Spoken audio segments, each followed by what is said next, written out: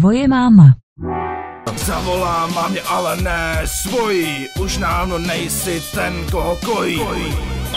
Takže všichni vás vítám u dalšího videa kanálu Stay Steak. Já jsem Katamurlok a dneska vypadám, jako bych byl v jiný dimenzi, protože venku se úplně rozechcalo. Kámo, taky tak, tento rok bylo Pokémonům 20. Nikdo si tu asi nevyhnul Pokémon Go, ať už se o tom doslechl v popkultuře nebo od kamarádů, kteří chodí ven už jen chytat Pokémony nebo venčit psíky, na které občas omylem zapomenou, když mají plné ruce Pokébalů a přestříkali se feromony. Někdy taky vejdou do silnice, někdy je unese dodávka, která si je pomocí GPS vytrekovala. Má to svůj důvod, proč je to nejstahovanější na App Store i Google Play. Ten hlavní je naše dětství. Série mají skromné počátky na černobílém Gameboyi. Od té doby je z Pokémonu juggernautí značka. Vzniklo spoustu následovníků, seriálů, komiksů a i levnějších náhražek. Byly tu kartičky, trika, figurky i mince. Pokémoni totiž během těch 20 let vydělali 39 miliard dolarů a jednotkově, a to nepočítám všechny podoby a skupenství, ku příkladu Pikachu sušenky, prodali 200 milionů kusů her. Fakt.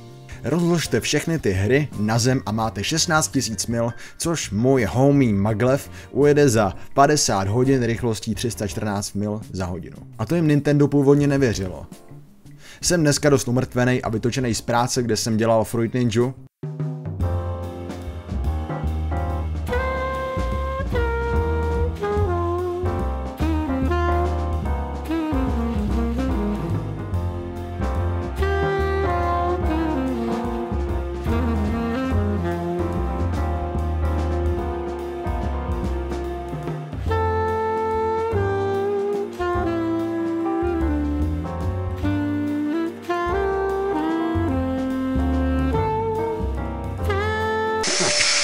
V 16 hodin jsem sekal melouny. Ale vrhněme se na to, jelikož mi hra na mobilu neběží. A to ani nemám Windows Phone, který je diskriminovaný. Mám tu pro vás aspoň 20 faktů o Pokémoním univerzu, zajímavosti, kuriozity i děsivé poznatky. Hezky se bavte, gotta be the very best. The best Pokémon! Když byl tvůrce Pokémonu Satoshi Tajiri teprve dítě, jeho koníčkem bylo chytání hmyzu. Toužil být entomologem, až vyroste. Jak stárnul, rozhodnul se ze svého hobby udělat videohru. Nazval ji Capsule Monsters. Silně se přitom inspiroval televizní show z roku 1967, která se vysílala v Japonsku, jménem Ultra 7. Možná to někdo zná Ultramana. Pořad spočívá v tom, že v nedaleké budoucnosti se Země ocitá pod útokem mimozemských hrozeb. Protagonisté získávají monstra v jakýchsi pouzdrech, načeším ti to nohsledi pomáhají v soubojích. Myšlenka lovení a chytání rozmanitých kreatur a arénovité zápasení mezi nimi je totiž zaručený trhák. Jméno Capsule Monsters mělo problémy s ochrannou známkou, tak bylo narychlo změněno na Pocket Monsters. To se ve zkrácené formě stává názvem Pokémon. Není to tady vůbec japonské slovo a dává to tak smysl. Všechny ty rozkošné bestie, co pochytáte, nosíte v Pokébalech. Či v Great Balech, Ultra Balech, Master Balech a Safari Balech, to všechno generace 1. Po kapsách. Či v Pokébagu. Společnost Matchbox ke zkrácení přispěla hračkami Monsters in my Pocket a dalším trademark stížnostem. Motherfucker.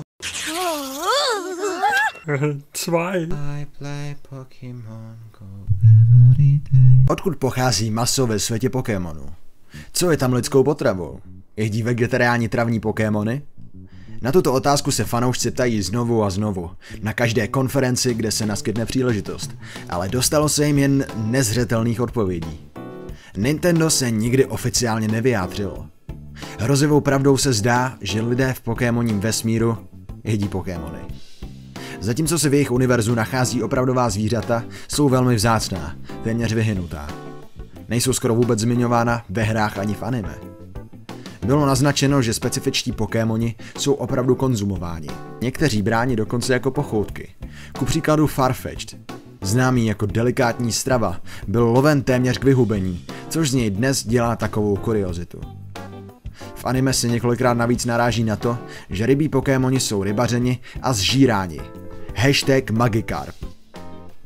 Na druhou stranu není moc čemu se divit, vzhledem k tomu, že Pokémoni jsou v Pokémoním univerzu v podstatě většinovou faunou. Někteří mazlíčci, někteří na talíři. Takže to rčení, Pokémoni jsou naši mazlíčci, partneři a kamarádi, asi nepla. Po tolika bitvách váš Miltank začne vypadat, jako by se mu hodila koupel ve Worcesterovce, slušelo by mu to na paprice a Kary by ho fakt v souboji okořenilo. V souboj s příborem. Gara eat them all. Djank. Zpátky v roce 2005 se v lidském těle nacházel gen pojmenován Pokémon. Nicméně Nintendo vyhrožovalo vědcům, kteří gen objevili, žalobou, když zjistili, že gen může zavinit rakovinu. S tím Nintendo nechtělo být spojováno. Laboratoř gen přejmenovala na něco obvyklejšího v badatelském průmyslu. ZBTB7. Ale nebojte se, pořád máme Pikachurin, nedávno objevený protein v mezibuněčné hmotě sítnice. Údajně bylo jméno inspirováno speciálními schopnostmi této proslulé postavičky, k nímž patří rychlé pohyby a schopnost udělovat elektrické šoky. Podobně je na tom protein pojmenován po Sonicovi, který je pokryt ostnatými zoubky. Dajaké částice. Doktor Robert Riddle mu jméno udělil, když Sonika viděl v dceřině komiksu. I play Pokémon Go. Momentálně se v Pokémonní franšíze nachází celkem 726 druhů Pokémonů. Když se podíváte na oficiální list, na samotném vrcholku můžete vidět Bulbasaura s Pokédex očíslením 001. To by logicky znamenalo, že Bulbasaur je první vymyšlený Pokémon, že? Špatně. Proto si musíme sjet až k číslu 112, kde nalezneme Raidona, rock-type Pokémona, premianta vývojářského studia Game Freak, jak Ken Sugimori, jeden z game designerů, prozradil. Existují i náčrty z dob, kdy si ještě říkali Capsule Monsters. Pokémoni se kategorizují pomocí typů. Momentálně je jich 18 rozlišených. Normal, Fire, Fighting, Water, Flying, Grass, Poison, Electric, Ground, Psychic, Rock, Ice, Bug, Dragon, Ghost, Dark, Steel a Fairy. Díky těmto můžete určit, co který Pokémon zvládne a nezvládne, vůči čemu je odolný, hodí-li se do ofenzívy či defenzívy, jaké schopnosti můžete očekávat a proti komu ho můžete postavit, aby byl nejúčinnější. Kdyby měl jeden Pokémon všechny typy schopností, jeho jedinou slabinou by byly Rock types.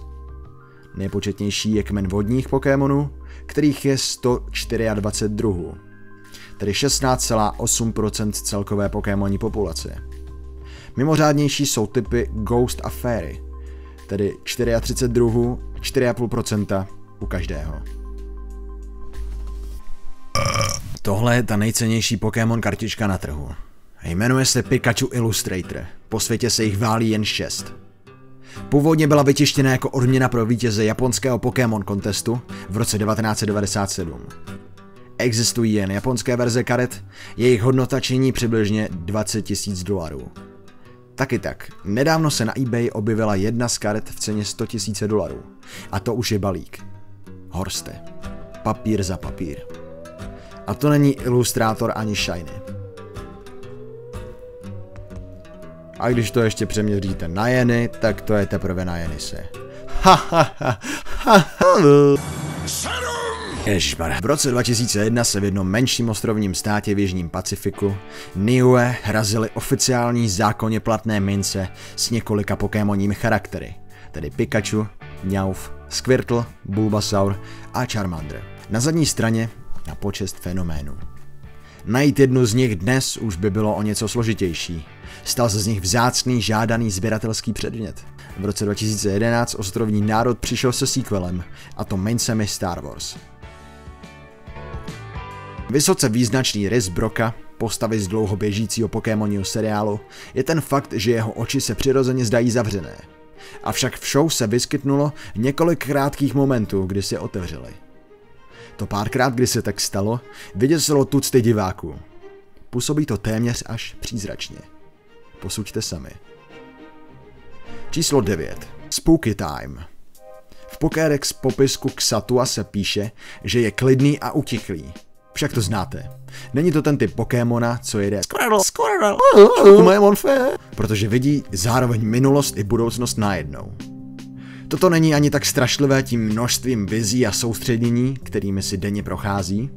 Spíš to jde o to, že to znamená, že Xatu může vidět vše příšerné, co už se stalo, a zároveň ty odporné, nepopsatelné terory budoucnosti, které se teprve mají stát. Zároveň to znamená, že Xatu viděl vaší smrt. A svojí. A smrt všech Pokémonů. A záhyn všech druhů. A jediné, co může dělat, je dívat se a čekat. Jestli něco nahání hrůzu, je to jeho mysl. Číslo 10. Sad Boy Time. Cubonovi mateřské problémy. Další znepokojující fakt z intimních pokémonních příběhů, maličko pošta pro tebe, Cubone. Jak už možná víte, nosí lebku na hlavě. Zvíře používající lebku mrtvého zvířete jako helmu to už působí děsně samo o sobě. Je tu však jeden další klíčový faktor. Ta lebka patřila jeho mrtvé matce. To už je nepříjemné. Cubonovi zbývá tak jedno zhroucení od přidání se do řady k Bastru Bluetovi nebo Normanu Batesovi. Číslo 11. Ash.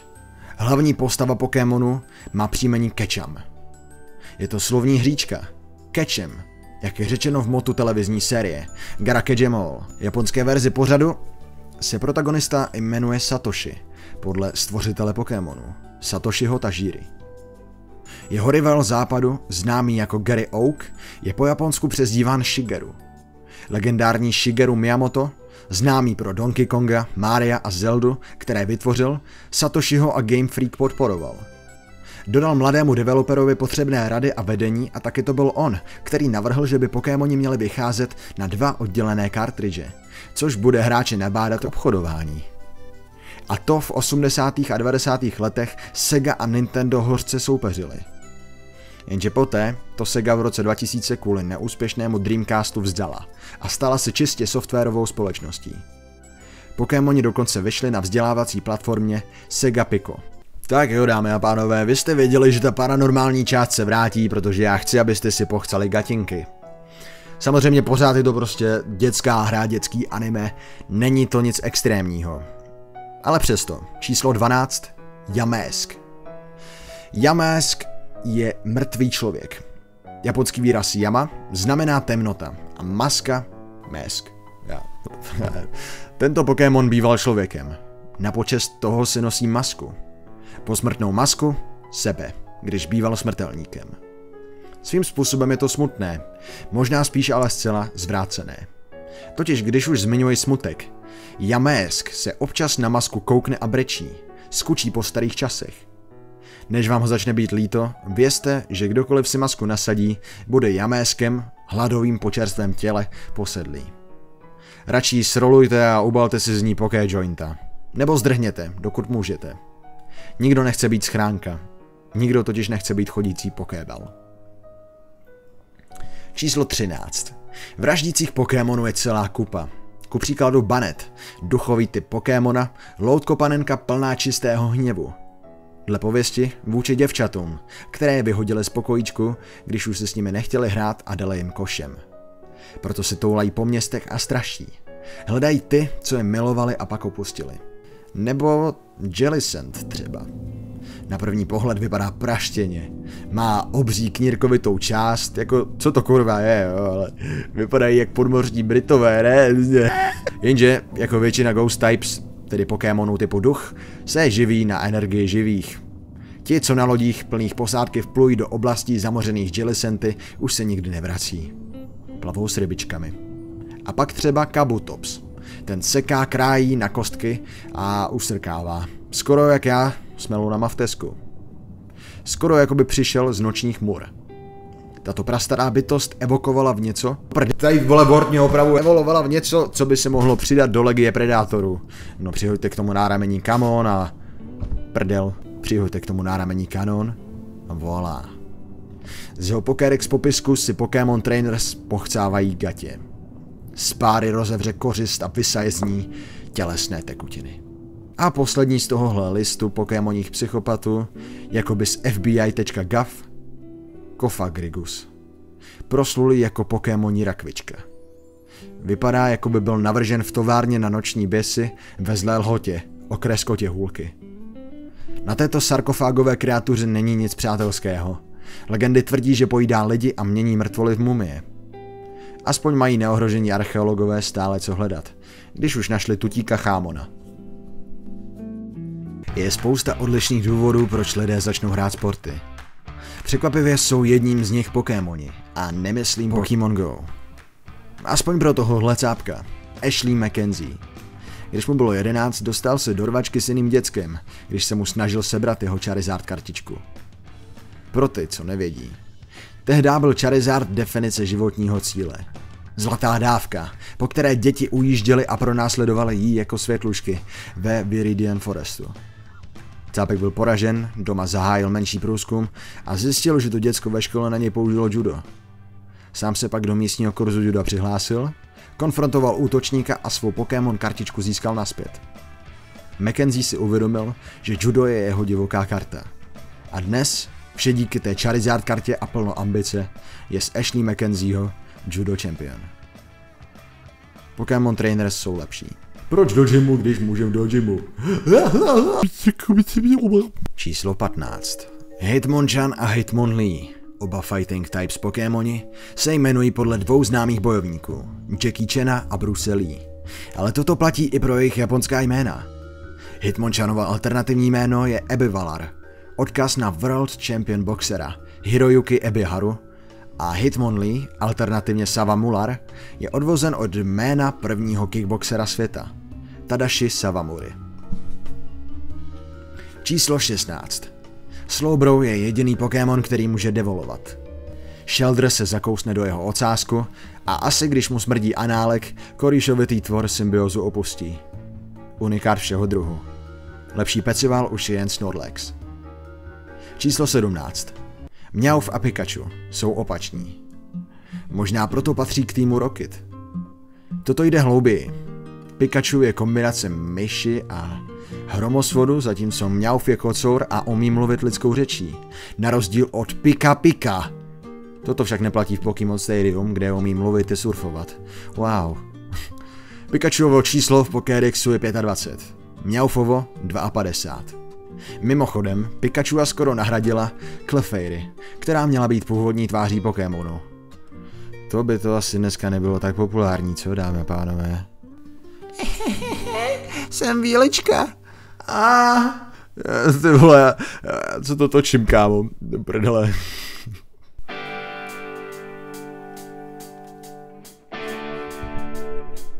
Arcanine měl být legendární Pokémon. Společně s triem Articuno, Zapdos a Moltres, Uno, dos, tres! Což je vlastně podobná slovní hříčka jako Daneovy evoluce, který obsahují zase německé číslovky. V druhé epizodě Pokémonu, Pokémon Emergency, vidí Ash jeho rytinu po jejich boku. Číslo 19. Coughing a Wheezing se měly jmenovat podle amerických měst NY a LA, na počest vzdušného znečištění a smogu v New Yorku a Los Angeles. Číslo 20. Ditto. Pokémonní verze hororového trháku věc je pravděpodobně nepovedený pokus o klonování legendárního Pokémona Mewa. Za touto teorií stojí fakt, že bytosti sdílí stejné fyzikální vlastnosti, váhu, pohyby a využívají podobného rozsahu barev ve zbarvení. Shiny i non-shiny. A oba se mohou transformovat už na levelu 1. Ditto je k nalezení v Pokémon Mansionu, kde byl Meowth úspěšně klonován, nebo také v Cerulean Cave, kde se dá klon chytit. Číslo 21. Každá spinda má unikátní vzorek skvrn. Pokédex tvrdí, že je možno chytit 4 miliardy spind. Dle výpočtu je 4 miliardy 294 milionů 967 295 rozdílných variací, a to nepočítají shinies. Číslo 22. V Pokémon Red a Pokémon Blue se v Celadon hotelu nachází neviditelný počítač. Je to trošku duchařina. Číslo 23. Shackle na levelu 100 může ubrat největší damage v jediném útoku. Tady máte návod, čus, nedokážu si to upřímně moc představit, asi mlínej to číst. Jdu se zaposlouchat do zvuku deště.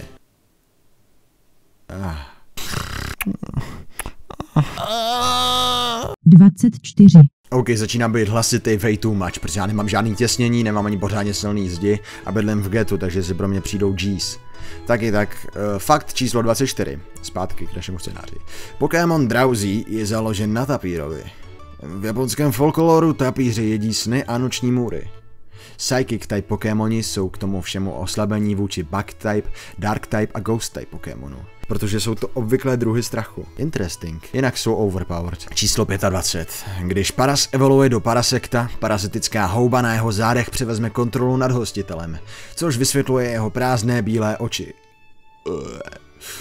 To je podobný jako parazitismus mezi houbama a mravencema, který z nich vlastně dělají takový mravenčí zombíky. A říká se, že jak máte třeba Last of Us, tak kdyby se to mělo stát, tak by se to muselo vir se musel, nebo ta bakterie spíš, by se musela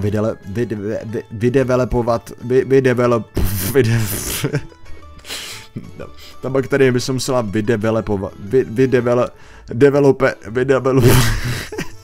tak ta bakterie by se musela vyvinout od mravenců.